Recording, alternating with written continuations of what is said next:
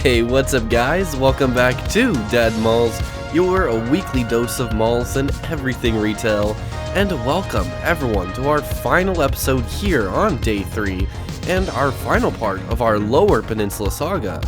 Today as we head into the small city of Midland, we take a look and tell the story of their very own neon palm tree haven, Midland Mall. Possibly the most uninteresting name of the Tri-City malls, but hey, the mall makes up with that in literally every way with its pure 90s aesthetics. You thought Bay City was good?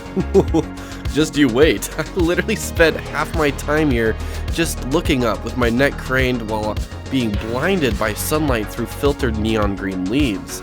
And if I'm being honest with you all, this mall is actually doing quite well, at least from the one visit I managed to get in. I don't know if it was here because I was on a Saturday afternoon, but the food court was kind of packed, and there were a few moms bustling about the halls dragging their kids along. Don't you worry though, there are plenty of sights to feast your eyes on regardless. Before we dive in today, I'd like to congratulate our winner, who was able to successfully guess the next mall. Nice job, Melva Squires. If you would like to have your chance of being shouted out in the next episode, stick around for the next challenge. Anyways, let's dive in here, take a look, and tell the story of the tropical haven of Midland Mall.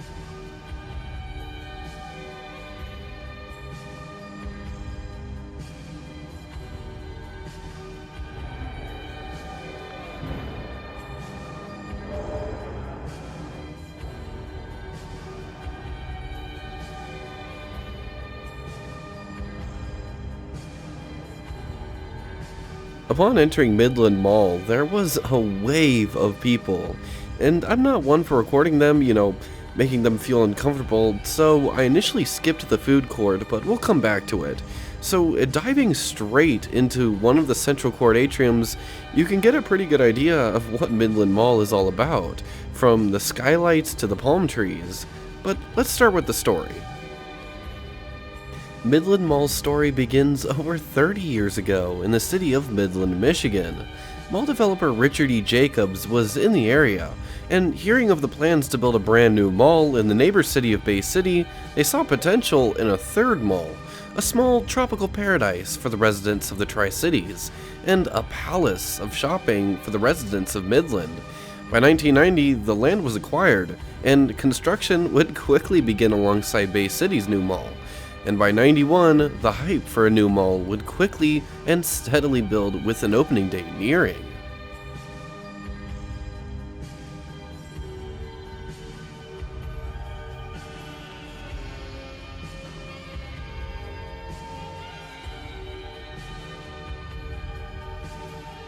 While Midland Mall may not have the high level of chain names you'd expect, it's still got a pretty good roster. And that's because, as you'll see here, the mall is really good at filling vacancies with local brands and mom and pop shops. Going from Sears to Target and seeing all of these just line the halls gives you an idea of what to expect with the rest of the layout, but I can still imagine all of the neon facades which once lined these pristine halls.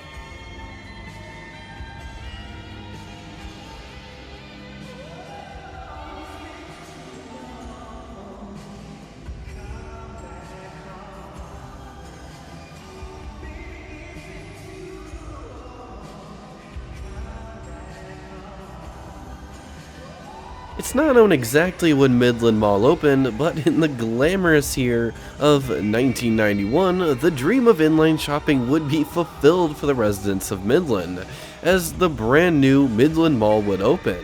Built in the shape of a boomerang, the mall featured anchors Sears, JCPenney, Target, and Elder Beerman, being a near exact replica of Bay City Mall, with stores such as Electronics Boutique, Claire's, Spencer's, and B. Dalton, all neatly framed by a beautiful skylit palm tree filled atmosphere. Shoppers could enter through either of the two grand entrances, with one taking you to the mall's high-end gold-framed Elder Beerman, and the other the red neon-lined food court called the Menu. Upon opening, the beautiful atriums would constantly be filled with patrons and traveling visitors looking for oasis, and for the next decade after opening, Midland Mall would thrive.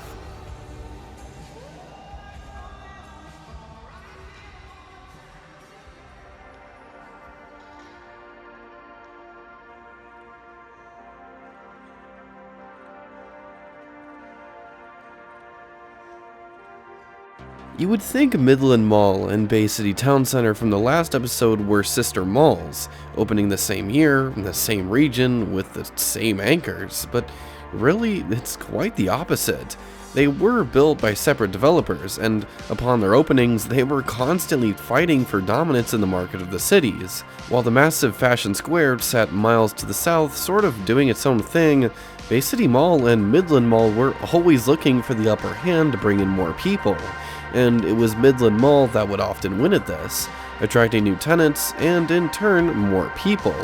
The mall is the smallest of the three, however, throughout the 90s and into the 2000s, would always be at 100% occupancy. It was in 2003 in which the first changes would trickle their way in.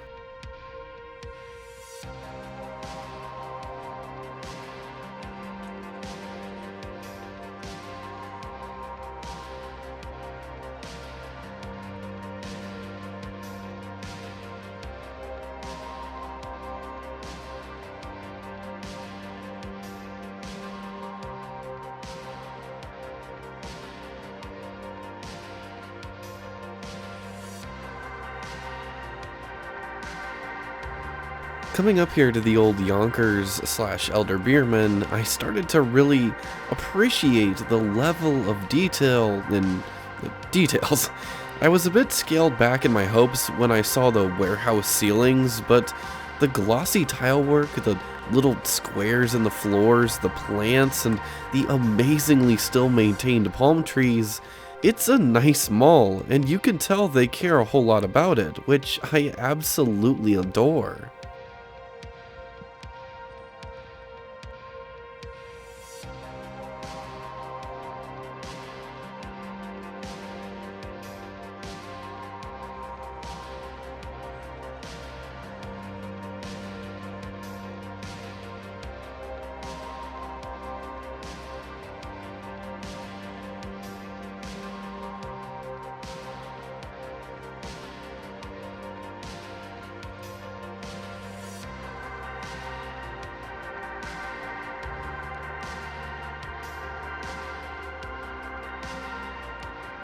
In 2003, Barnes & Nobles would open in the JCPenney wing, ushering in a new wave of larger inline tenants. In 2007, Steve & Barry's would join the roster right across the hall. However, the space would quickly be abandoned in 2008 after the company went bottoms up. Dunham Sports would fill the space in 2011. Around this time, while the other two malls would start to stagnate and die, Midland would persevere and thrive, adding stores like Journeys and Vanity, which have since closed, but the early 2010s were Midland's steroids period, adding massive tenants like Shoe Department Encore next to Elder Beerman, which would be renamed to Yonkers in 2012. This grace period, however, wouldn't last. The mall was still prone to the retail apocalypse, and it would begin in 2016.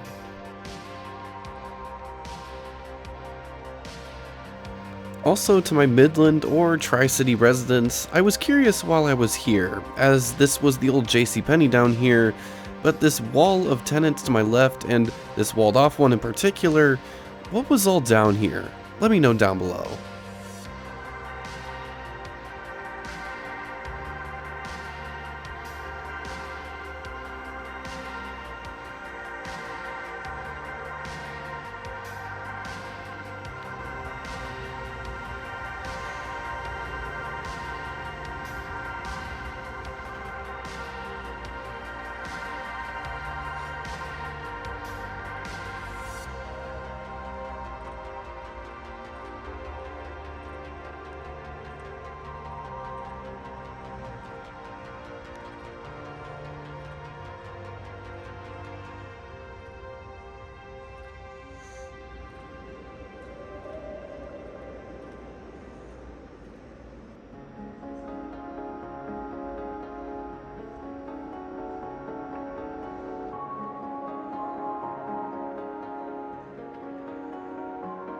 In July of 2016, in the heat of Midland's temperate summer, Sears would close, leaving the southern anchor spot vacant.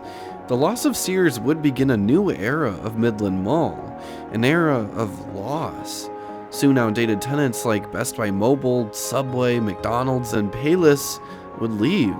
In March of 2017, JCPenney would begin a closing sale, pulling up the stakes and being gone by July of the same year.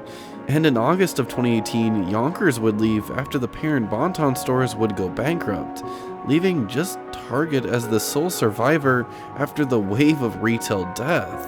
Stores like Kay, Vanity, Hot Topic, Go Calendars and Games, all gone. And while the mall is, yes, very empty, this loss also began a new era for Midland Mall, an era of renewal, where you now have stores like Maddie's Pizza, Aaron's Gifts from Home, Candles by Sandy, Crystal Collectibles. You may have lost that golden age of retail, but when I was here, I saw a place where a small town was reunited to save its shopping haven.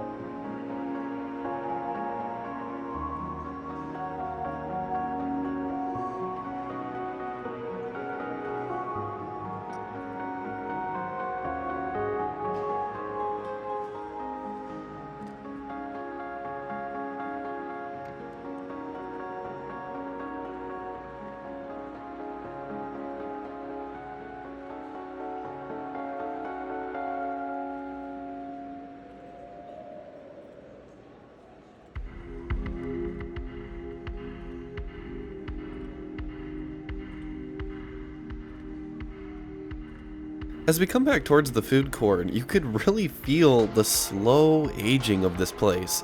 So many tenants from the 90s were so clearly visible to me as Scars, Phi, Trade Secret, PacSun, Annie Ann's. But hey, at least we have the palm trees.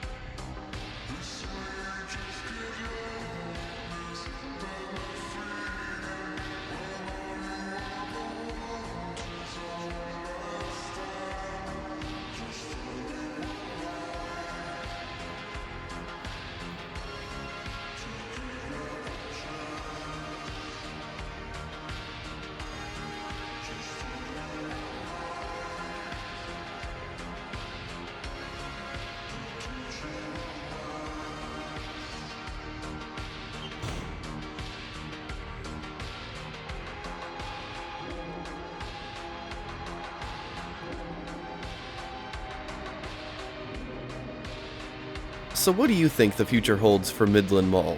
Is it going to be the sole survivor and outlive its stepsisters, or its glory days those of the neon 90s? Let me know your thoughts down below.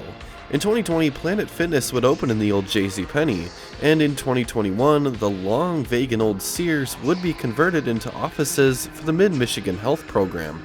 So who knows? Maybe this will be the one that makes it. If any of you are ever in the area, stop by Midland Mall and support some of these local places, or just find yourself gawking at the still alive palm trees like I was the whole time. Guys, thank you so much for watching today's episode. If you enjoy my content, consider subscribing so you don't miss out on future videos. And head over to Patreon for a monthly Dead Mall Polaroid taken and signed by me. Next week, as we head into our final day of Day 4, we head up through Mackinac and around the Upper Peninsula into a beautiful little beach town to visit a mall abandoned in some places, but still featuring an iconic, flickering food court neon. Guess which mall we'll be at, and I'll shout you out in the next episode. Anyways, until then, have yourselves a lovely day, and peace out, guys. See you later.